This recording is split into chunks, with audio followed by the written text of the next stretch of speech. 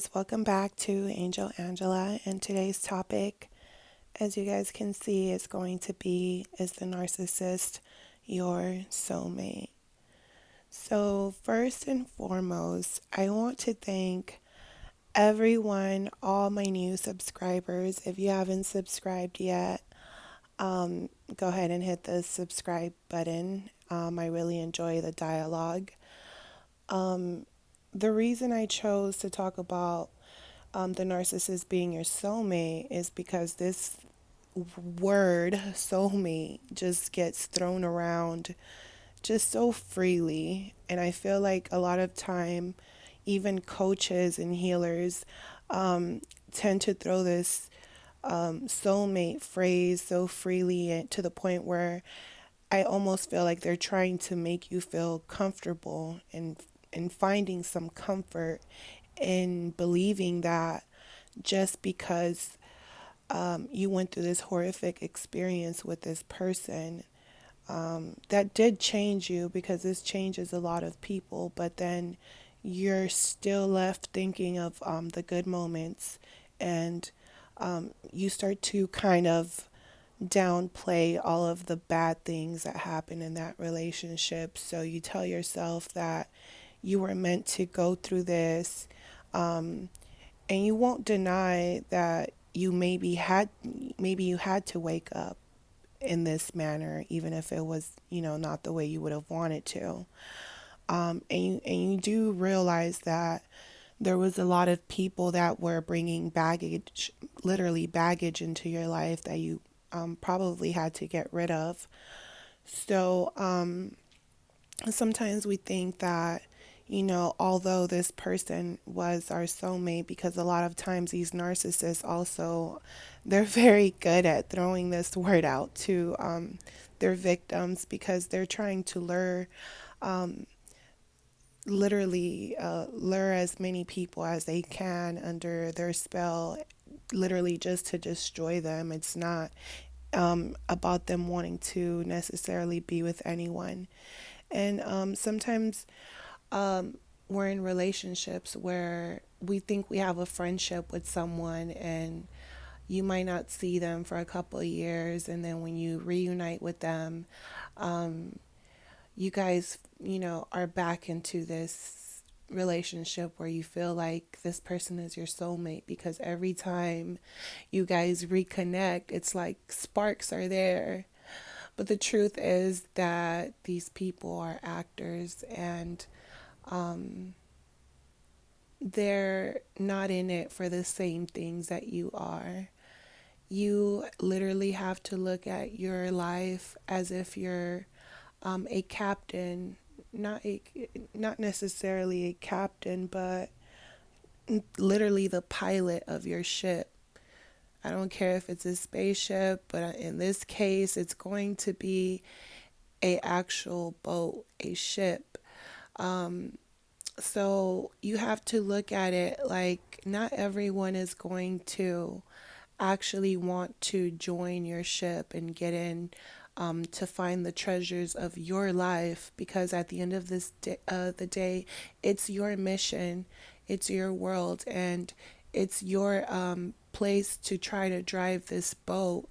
Um, because, like I said, not everyone wants to help you find the treasures of your life, of your light. So as you're getting on this boat, you realize that maybe not even your own parents want to be a part of that, but you also have to accept the people that helped you get into that boat, that helped you get to point A to point B, because they all played a part. They might have helped you put gas on that boat.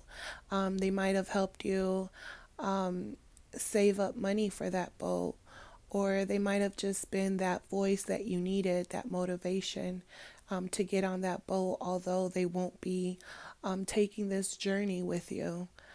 So, as you're becoming the pilot of your boat, you run into people that make you feel as if they're your soulmate. But you have to think about what a soulmate is. What's a soul and what's a mate. Soul is something spiritual. A mate is a partner, a consort, a companion. So, is this person your actual friend? Were they a friend to you? Um, you know, have you ever had an actual friend that, I mean, you might have never got in a fight, but the moment you do get in a fight, but you might be going through something, they don't care about the fight. They don't care about what happened, how the situation ended, but they're still there for you. Can you actually call them your friend? That no matter what situation you're in, they're not there for you just to benefit from it, just to make themselves feel good about being there or bragging to others about being there for you. Is that an actual friend? Because that doesn't seem like a companion, a friend, a mate. Um, so when you're on your ship, you're going to have shipmates, you know. A shipmate is someone who's on your ship to supervise, to help around with whatever you need. You know, a shipmate, they're there for maintenance, for carrying cargo and refueling the ship and other vessels. Um, so without having a pilot, there's going to be your shipmates. So even if you're not there, um, mentally there or spiritually, you're not there in that moment, your shipmates are going to be the people that are going to be there to carry the extra baggage in any way possible. They're the people that aren't going to leave you behind. And what the narcissist does is they leave you behind every single time, especially when you really need them. How could these people be your soulmates if they can't be your mates? And they can't be people that you can trust in your ship. They can't be your shipmates if they are the people trying to sabotage you. So, you guys know me. I find truth in old tales. So, this is going to be Acts chapter 27, verse 21. After they'd gone a long time without food, Paul stood, Paul stood among his shipmates and said, Men, you should have listened to me and not have sailed from Crete. You would have avoided this hardship and damage. So, I love this passage because Paul is referring to everyone as his shipmates, and I have a close friend um, where we were just vibing, on a spiritual level, and they called me their shipmate. And after that, we referred to each other, as shipmates, because I found things in him that I found in myself that I understood and he understood. So after they've gone a long time without food, because when you're dealing with narcissists, it's like going you're basically drifting in life. You become a drifter along with them, and you don't have any more fuel, any more food. Food is fuel. They take your fuel. Fuel is energy. They take your energy. So Paul is telling them after they've gone a long time without food, Paul stood among his shipmates and said, Men, you should have listened to me and not have sailed from the Crete. How many times have we been in situations with these narcissists, and it almost feels like God is subliminally trying to tell us to get away from these people, but we don't want to listen, because it really feels like we're under a spell. It's like an addiction. You might find out that the narcissist is cheating and you continue being with them. Just like I was watching this clip online, and this is what really disturbed me. This is why I don't really do the social media thing, because I'm very, people's pain really affects me. Tell you every fucking thing that goes on with my child, and you see your fucking molesting her, touching on her and shit.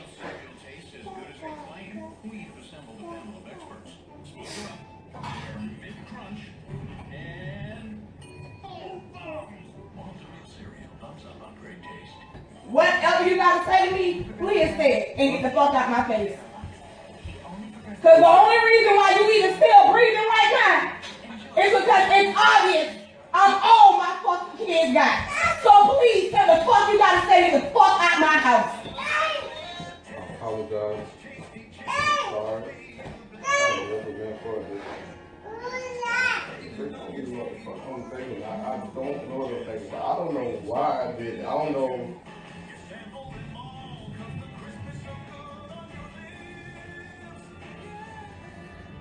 Sorry. I'm sorry.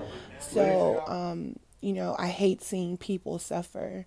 So, this woman caught her boyfriend molesting her 12-year-old daughter.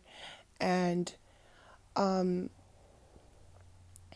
this is like so off topic, but not off topic. It all goes one in one, because this is how sickening it is. She was under a spell. And like I said, you know, Paul said you should have listened to me, because now your energy has been depleted from you. So this woman basically catches this man molesting her 12-year-old daughter, and she's like going off on him. And I don't know if you guys have seen this video, but the man is apologizing for what he's done. And she goes, "You have grown as women that, are around you wanting to be with you, and you still would rather sleep with a 12-year-old child." And this implied to me that this man had cheated on her before, because she's saying that grown women, want him. So that's telling me that this man has showed you red flags. How many times have we had these hardships, and we have these red flags, and we just don't listen to them? And this man still chose to do this to an innocent child. So we live in a world where it's a lot of destruction, and a lot of times we don't want to believe what we're seeing, but when someone shows you who they are, believe them. So by them showing you, you know, that they can come in your life and do all this damage, and what was the purpose in the end? What did you get in the end out of that? Yes, it woke you up. Now you see that you can't trust anyone with your child, because there's some sick people out there. It makes you more aware of, who you bring around your family and those type of things. So yes, it does. But would you call that person your soulmate?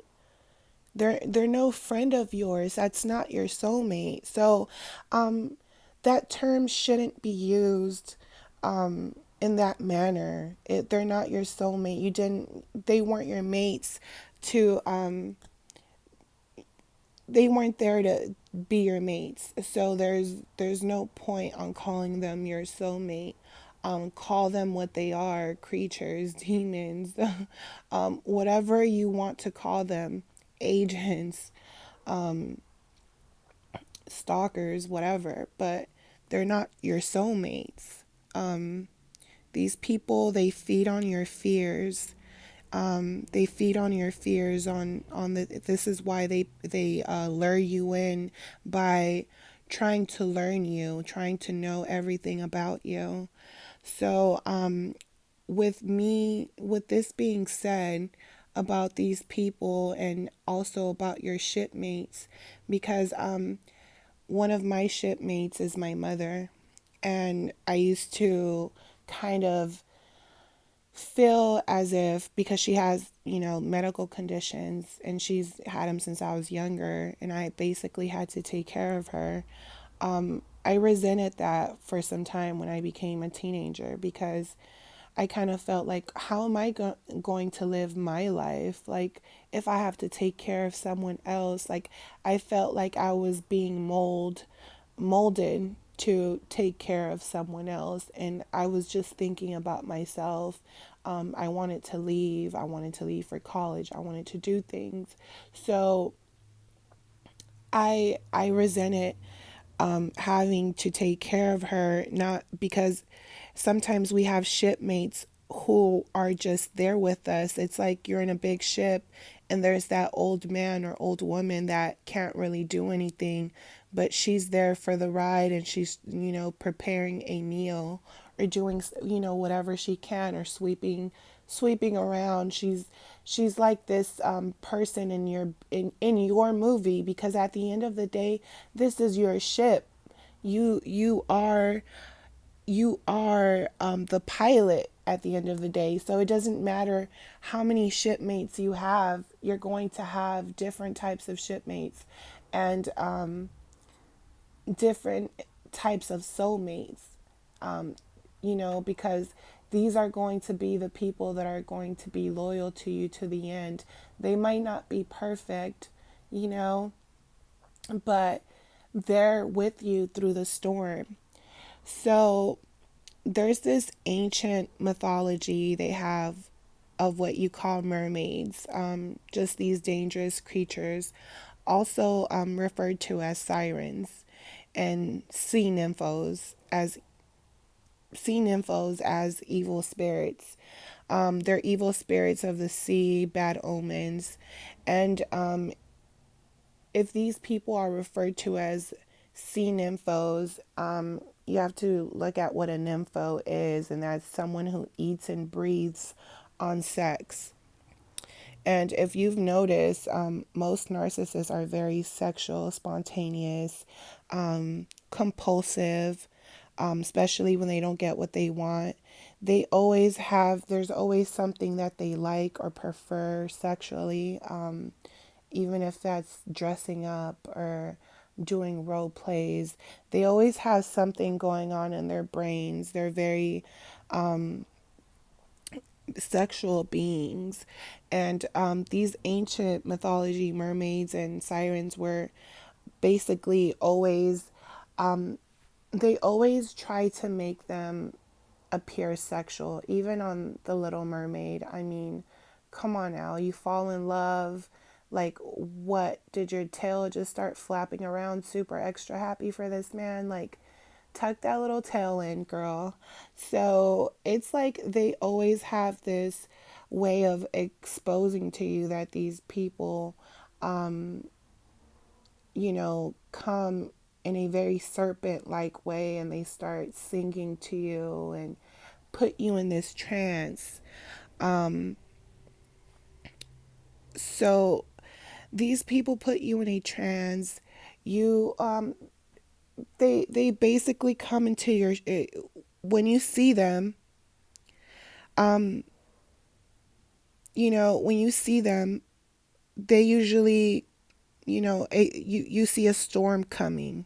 When you see a mermaid, you see a storm coming, or you think of a sink, a sinking ship, a ship sinking, or you even think about death because you know that this mermaid is going to put you in a trance. So when you think about mermaids, that's what you think about. You think about a storm or a sinking ship or death, and that's exactly how it is when you invite a narcissist into your life, into your ship.